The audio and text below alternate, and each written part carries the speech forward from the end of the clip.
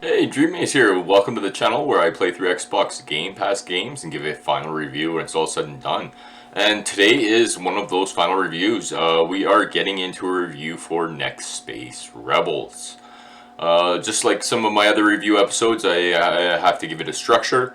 In order to get a score out of 10, it has to score 2 points in each of these 5 categories. Category number 1. Continuous challenge. In my games, I like to see a continuous challenge, something that strives me to continue to move forward and have, do that thing you might not want to do, or just drive you forward, just keep you playing, keep you going. Interesting story and good end, also worth 2 points. Each of these categories are worth 2 points. It needs to have an interesting story or a good end, or what's the point to it all. That's again worth 2 points.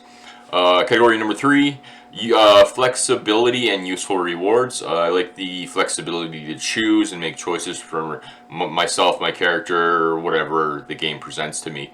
That might impede my gameplay or help my gameplay later on, and have it woven in there to really help things. I also like useful rewards. I like rewards that make you feel like I can actually get that fight that I just got my butt whooped on. I can actually go in there and take care of it now. So I do like useful rewards. Combining fun and realism is category number 4, which is also worth 2 points. It needs to have a certain amount of fun with a certain amount of realism. You can't go too crazy off the realism scale and have your camera inverted and pastel colors and certain time gravity changes and just like really mess with you. You can't do that. You have to have a certain amount of realism to the game. So combining fun and realism, 2 points for number 4. Bugs and serious flaws is my category number 5. 2022, there's too many games that are coming out with bugs and serious flaws. I had to make this a category. I feel bad about doing it, but I have to. A game that is just ridden with bugs, has serious flaws, or just a massive defect can lose 2 points immediately. In the first category, continuous challenge. It did very good job at making a continuous challenge. There was always a new challenge in your log to try and strive to build. It was always something fun to do, and look forward to seeing what the next challenge might be that presents itself. So full 2 points in that category. Number 2, interesting story and good end.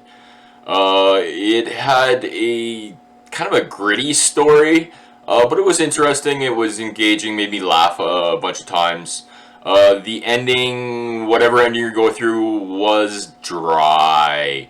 I did not like any of the endings that I've seen. I still might have one more that I haven't seen, but we'll find out here. But the 2 endings that I have seen have not been good. So this category is only getting a score out of 1 out of 2. I had to dock a full point out of that. Flexibility and useful rewards, category number 3. Worth a possible 2 points. It absolutely got a full 2 points for me. There was flexibility. You can build anything you want to, however you want to. Send it up however you want to. So flexibility off the charts. And useful rewards, just when you felt like, oh, I kind of really want something new, they give you something new. So useful rewards came right at that right time. It certainly felt like they timed that well. That it was like just when I felt like I wanted something more, they gave me a bigger booster. So get a full 2 points in that category. Number 5, bugs and serious flaws. There was a fair number of bugs, and the more I play through it, the more bugs are kind of presenting themselves. They're not game impeding. There is kind of a lot of screen freeze that is game impeding. But the rest of them are kind of aesthetic. The screen glitches out a little bit. One of the launch rocket sites is messed up. I'm not going to include one of them because I don't think it's a fair thing, but they only scored a 1 point in this category because they had a lot of bugs that were glitching screens, freezing. Like I just said them there.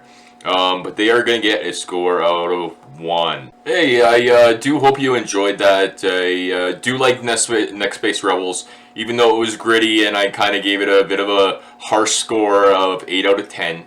It was definitely fun. I enjoyed it. I'm still playing it. I'm still going through it. I'm trying to get every achievement for all of my followers there and do good by that game. I'm enjoying it. So even though it got a score out 8 out of 10, I'm very much enjoying that.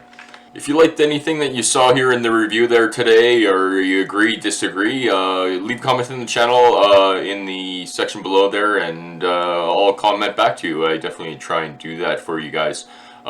Please do subscribe to the channel, like the video. YouTube bases their algorithm off of viewer opinion, and your opinion matters. The more you subscribe, the more you like the video, the more you comment, the more viewership and how much you watched of the episode is, they take that into account in the algorithm, so please do so. I would, however, like to thank you for joining me for today's episode of the review for Next Space Rebels. And just reminding you, until next time, take care of yourself, your friends, and your family. Take care.